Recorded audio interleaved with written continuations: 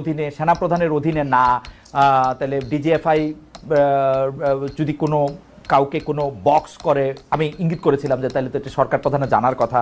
তিনি বলেছিলেন যে না, এটা কমপ্লেক্স সিচুয়েশনের কারণে, আমি তাকে কোট করছি, কমপ্লেক্স সিচুয়েশনের কারণে অন পেপার যেরকম আছে যে ডিজিএফআই প্রধান উপদেষ্টাকে রিপোর্ট করবে বা যেটা যেভাবে চলা উচিত সেটা সেভাবে চলছে না।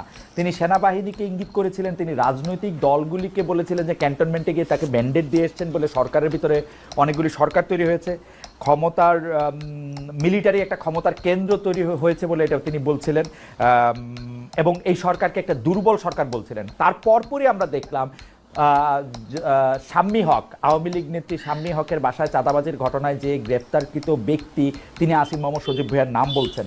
মানে আমি পুরো প্রেক্ষাপটটা এই কারণে বলতেছিলাম যে কামাল ভাই, আপনি তো সব কিছু খুব নিবিড়ভাবে পর্যবেক্ষণ করেন, আমরা এখন কাকে বিশ্বাস করব? মনে করেন যদি কয়েকজন উপদেষ্টার নামে কিছু দুর্নীতির অভিযোগ থাকে, তারা যদি দুর্নীতি করেন সেটা একটা অবস্থা, কিন্তু সরকারের ভিতরে যদি আরেকটা সরকার, ক্ষমতার কেন্দ্র, ডিজিএফআই এজেন্সি যেটা যার নিয়ন্ত্রণ করার কথা তাকে নিয়ন্ত্রণ না করে অন্যদেরকে এটা গ্রুপ করে, সেইটাকে আপনি কি বলবেন? সরকার প্রধানকেও আপনি এইভাবে কীভাবে দেখেন? মানে এখানে আরেকটা ছোট কথা আমি একটু বলে রাখি, জনাব আসিফ মোহাম্মদ সজীব ভুঁইয়া বলছেন যে এই যে ইশাককে মেয়র হতে না দেওয়া এটা উপদেষ্টা পরিষদের সিদ্ধান্ত।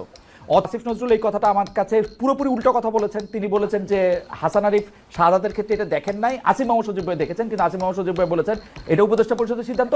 প্লাস ওই যে এজাজ সাহেবকে নিয়োগ দেওয়া হয়েছে উত্তর ঢাকায়, সেইটা উপদেষ্টা পরিষদের সিদ্ধান্ত এবং সেইটা তিনি জানতেন না অনেক ক্ষেত্রে। তো এই পুরোটা ক্ষেত্রে কি এটা মনে হচ্ছে যে ছাত্র প্রতিনিধি যারা আছেন বা সরকারের ভিতরে সরকার, ইউনূস সাহেব একটা বিভাজনের রাজনীতি করতেছেন এবং একটা মানে আমি কি বলবো আমি জানি না, সরি এত লম্বা প্রশ্ন করার জন্য, কিন্তু প্রেক্ষাপটটা একটু আপনাকে বললাম কামাল ভাই, আপনি এটা নিয়ে বললে আমরা একটু হাদির কাছেও এটা শুনবো। জি কামাল ভাই,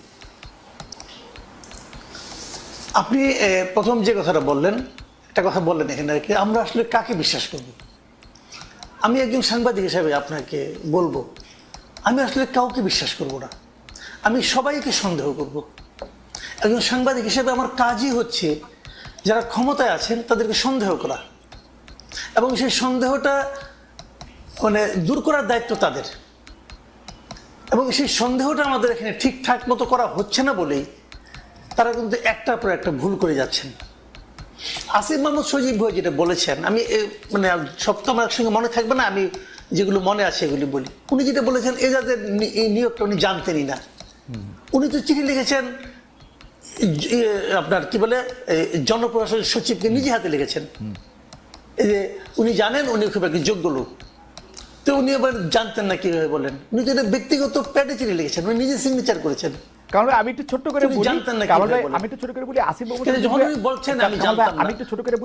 মোহাম্মদ সজীব ভুঁইয়া বুঝিয়েছেন যে উপদেষ্টা পরিষদ তাকে এই চিঠিটি তাকে লিখতে, মানে এখন উনি ছোট মানুষ বা আমি ছোট বড় মানে বয়সের কারণে আমি বলতেছি না, সরি এটা আমার বলা উচিত হয় নাই, উনি যেহেতু সংশ্লিষ্ট মন্ত্রণালয়ের উপদেষ্টা পরিষদের সিদ্ধান্তটা তাকে বাস্তবায়ন করতে বলা হয়েছে, সেই জন্য উনি চিঠি দিয়ে এটা কাজটা করছেন, এটা আমি বুঝছি উনার কথায়। এটা কখন হয়? সাংবাদিক করছে এটা হয়? উপদেষ্টা পরিষদ কখনো একজন লোককে বলবে তুমি চিঠি লেখো, উপদেষ্টা পরিষদ মিটিং করে তারাই তো সিদ্ধান্ত দিয়ে দিবে। এটা কি হয় নাকি? আমরা তো ভাই কিছু কিছু জানি, কিছু কিছু তো বুঝি সিস্টেমটা। ওকে, তো ওনারা তো সিদ্ধান্ত দিয়ে দিবেন। এখানেও কি এরকম হয়েছে যে উপদেষ্টা পরিষদ তাকে বলেছে ওকে শপথ দিতে দিও না? তাহলে ওখানে হাইকোর্ট যে রায়টা দিল, ওই রায়টা কি ছিল? হাইকোর্ট কি বুঝে না কি করতে হবে? এবং ওনারা কি বুঝেন না হাইকোর্টের রায় তাদের মান্য করতে হবে? দেখেন এগুলো নিয়ে অনেক জল ঘোলা হয়েছে, অনেক পানি ঘোলা অনেকে করেছেন। ইশাক সাহেব তার রাজনীতি করেছেন, বিএনপি তার রাজনীতি করেছেন, সবাই করেছেন। তো ওনাদের সমস্যাটা কি? শাহাদাত সাহেবের যে কারণে হয়েছে ঠিক একই কারণে ইশাক সাহেবের হলো না কেন? একই তো কারণ, একই জিনিস, তো একই বিষয়, একই জিনিস। সমস্যাটা কোথায়? এই পুরো বিষয়টা হলো পলিটিক্যাল। তার মানে এই গভর্নমেন্টটা এই ঘটনাগুলি নিয়ে যেরকম আচরণ করেছে, এটা হলো পলিটিক্যাল আচরণ করেছে। বিতর্কটা ওনারা ইনভাইট করেছেন, যে আমাদেরকে বিতর্ক ধরে না কেন, ওই ইনভাইটেশনের বিতর্ক তাদের কাছে আসছে। কথাগুলি সিম্পল। দেখেন ডিজিএফআই যে কথাটা বলা হয়েছে, ডিজিএফআই সেটা আপনি যে বলেছেন, এটা তো আসলে সরকার প্রধানের হাতে। এখন সরকার প্রধান যদি মনে করে যে ডিজিএফআই আমার কথা শুনছে না, উনি ডিজিএফআই আগা 5 তলা চেঞ্জ করলেই পারেন, করেন না কেন? এইগুলি আসলে কিছু না। আমি বলি আপনাকে, ওনারা যেগুলি বলে না এ করতে দেয় না ও করতে দেয় না, আসলে এই গভর্নমেন্টকে আমি মনে করি একটা নন সিরিয়াস টাইপের গভর্নমেন্ট। এই গভর্নমেন্ট যখন ক্ষমতায় আসে গত বছর, এই গভর্নমেন্টের উপর তখন আপনি ধরুন 8 তারিখ তারা ক্ষমতায় আসলো, 8 তারিখে যদি আপনি এই দেশের মানুষকে জিজ্ঞাসা করতেন এই গভর্নমেন্টের উপর আপনার সাপোর্টটা কেমন আছে, আমার মনে হয় না যে আওয়ামী লীগের 2-1 পান্ডা ছাড়া আর কেউ বলতো যে এই গভর্নমেন্টকে আমি সাপোর্ট করি না, কেউ বলতো না। এত সমর্থন নিয়ে বাংলাদেশের ইতিহাসে আর কোনো গভর্নমেন্ট আসে নাই, এবং এখন পর্যন্ত আজকে 1 বছর হয়ে গেছে, এই 1 বছরে আপনি কোন একটা পলিটিক্যাল পার্টিকে দেখতে পাবেন না যা নাকি অফিসিয়ালি এই গভর্নমেন্টের উপর অনাস্থা দিয়েছে, পাবেন না। মানে এত সাপোর্ট অন্য কোনো গভর্নমেন্ট পায় নাই বাংলাদেশে। সেরকম একটা গভর্নমেন্ট এত সাপোর্ট দেয়া করলোটা কি, করছেটা কি, এটা আপনি বলেন। তারা কি আগের গভর্নমেন্টের যে খুব ভালো চালাতে পারছে? কোন দিক দিয়ে পাচ্ছে? উত্তরের যে সিটি কর্পোরেশনের নিয়োগটা থাকে, আমি সিম্পল একটা কোশ্চেন করতে চাই, আমি একটা সাধারণ মানুষ, আমি একটা প্রশ্ন করতে চাই। এই যে এজাজ সাহেবের একটা সিটি কর্পোরেশন চালানোর মতো তার সিভিতে কি লিখতে পারবেন উনি যে আমার এই ধরনের অভিজ্ঞতা আছে? কিন্তু কাউলা এখানে আমাদের একটা এনজিও চালিয়েছেন পরিবেশ বিষয়ক এবং আরেকজন উপদেষ্টার কাজিন, এই তো তার যোগ্যতা। কিন্তু কামাল ভাই, আমি আপনাকে একটু এখানে প্রশ্ন করতে চাই, আমরা যারা সিটি কর্পোরেশনের মেয়র যাদেরকে দেখেছি তাদের কি যোগ্যতা কোথায় ছিল 2-4টা চুরি বাটপারি করা ছাড়া? শুনেন, সিটি কর্পোরেশন আমি ধরে নিচ্ছি হাইপোথেটিক্যালি তাদের কোনো যোগ্যতা ছিল না, আমি ধরে নিচ্ছি। সাহেব ধরেন অথবা আতিক সাহেব ধরেন, ধরে নিচ্ছি চোর বাটপার সব ঠিক আছে, কিন্তু তারপরেও তারা একটা সিস্টেমের মধ্যে দিয়ে আসছে। সিস্টেমটা কি?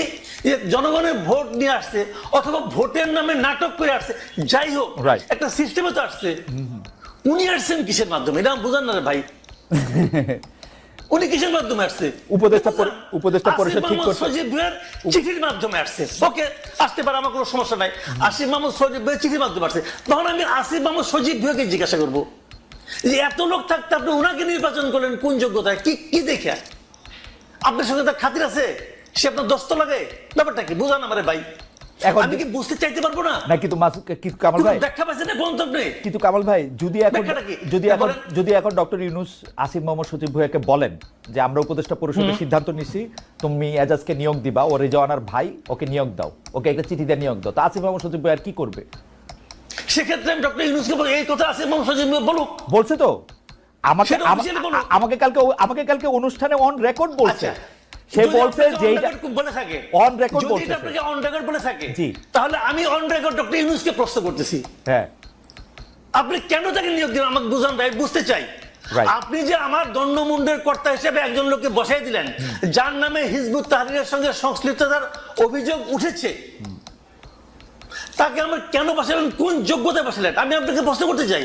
ডক্টর ইউনূস তো প্রশ্নের ঊর্ধ্বে না, অফকোর্স পৃথিবীর কেউ প্রশ্নের ঊর্ধ্বে না। আমি প্রশ্ন করতে চাই একজন নাগরিক হিসেবে, এই প্রশ্নের জবাব যদি না দিতে পারেন তাহলে আমি ভাববো উনিও দুর্নীতি করছেন।